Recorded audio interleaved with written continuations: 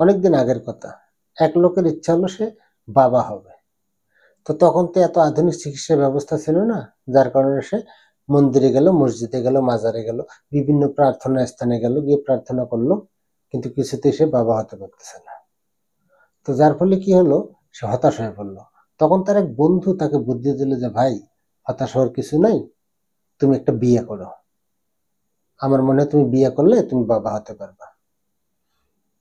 হয়তো কথাটা শুনে আপনার হাসি পাচ্ছে, কিন্তু বাস্তব জীবনে আমরা এরকম বিয়ে না করেও বাবা হওয়ার স্বপ্ন দেখতেছি। অর্থাৎ আমরা পর্যাপ্ত জ্ঞান অর্জন না করে সফল হওয়ার চেষ্টা করতেছি।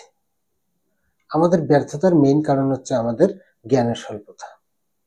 তো জ্ঞানের স্বল্পতা দূর করার জন্য যে জিনিসটা সবচেয়ে বেশি প্রয়োজন সেটা হলো বই পড়া।